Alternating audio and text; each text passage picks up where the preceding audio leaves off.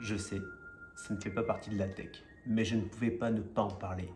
Je ne pouvais pas ne pas parler d'Akira Toriyama, le célèbre mangaka du dessin animé Dragon Ball Z. Pourquoi je dis ça? C'est parce que, comme pour moi, comme pour des millions de personnes, ça a été un dessin animé vraiment ultra révélateur, quelque chose qui m'a vraiment captivé, qui m'a vraiment motivé, aidé, un dessin animé qui m'a tout simplement subjugué depuis toujours et jusqu'à aujourd'hui. Pour moi, à mes yeux, reste le meilleur dessin animé, meilleur animé de tous les temps. Voilà, mais c'est mon avis personnel. Et pourquoi je voulais en parler, c'est parce que depuis tout petit, j'ai connu Dragon Ball Z grâce à mon grand cousin qui était venu chez mes parents brancher la console de jeu. C'était une Super Nintendo. Il l'avait branchée à la télé, il jouait dessus. C'est là où j'ai connu pour la première fois Dragon Ball Z. Après, j'ai eu la chance de le regarder sur le fameux Club Dorothée. Je ne pouvais pas rater un seul épisode, c'était interdit. Il fallait que je sois devant à chaque fois pour suivre la suite de Dragon Ball Z. Si je ne pouvais pas le voir, j'étais vraiment pas bien, j'étais malheureux. Même si on avait un magnétoscope pour pouvoir enregistrer l'émission pour que je puisse la regarder plus tard. Mais c'était vraiment des combats épique. Je pense notamment à la première transformation de Sangoku quand il se battait contre Freezer sur la planète Namek, où vraiment tout le monde a découvert cette transformation en Super Saiyan, où c'était vraiment waouh la transformation. On arrive après aux séances aussi avec Cell, quand on voit la première fois Sangohan se transformer en Super Saiyan 2.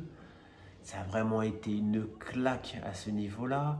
Et je pense encore aussi, je ne sais pas, quand ils sont dans les combats contre Boo, où ils se transforment Sangoku en Super Saiyan 3, où là c'est pareil, c'est quelque chose qu'on n'avait jamais vu, qu'on s'y attendait pas. On était devant la télé, on était comme des fous quand on était gosses en train de regarder ça.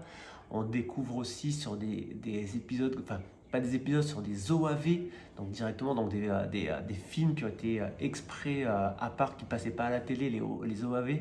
On a découvert d'autres transformations, je pense notamment j'avais connu Gogeta, la transformation entre Sangoku et Vegeta, pardon. Je pense notamment à Broly, le super guerrier, le guerrier légendaire. Voilà, c'était vraiment c'était mythique tout ça. J'avais absolument toute une collection de Dragon Ball Z, que ça soit bien sûr les cassettes vidéo que je recevais chaque mois parce que je m'étais abonné pour avoir les cassettes vidéo en OAV, alors qu'aujourd'hui on les retrouve par exemple sur des Blu-ray où on va avoir directement tous les films OAV en Blu-ray. J'étais aussi abonné, alors j'étais pas abonné, j'avais aussi les POG, on jouait à l'école au POG avec des copains, j'avais les cartes aussi Dragon Ball Z, j'avais les posters partout dans ma chambre de Dragon Ball Z. Ça a vraiment été quelque chose, un raz-de-marée quoi. Et je parle même pas des jeux vidéo que j'ai eu, que ça soit sur la Mega Drive, que ça soit sur la première PlayStation, après la PlayStation 2, la PlayStation 3, la PlayStation 4 et même la PlayStation 5 à aujourd'hui. J'ai encore des jeux Dragon Ball Z dessus. Donc voilà, c'était vraiment un dessin animé qui m'a, comme j'ai dit, subjugué. Je ne pouvais pas ne pas en parler parce que pour moi, ça a été le plus grand de tous les dessins animés. Voilà, c'était un hommage à Akira Toriyama. Merci pour ce chef-d'œuvre que vous avez créé. Et vous êtes, comme vous avez écrit dans vos mangas, j'imagine, dans l'autre monde. Donc merci.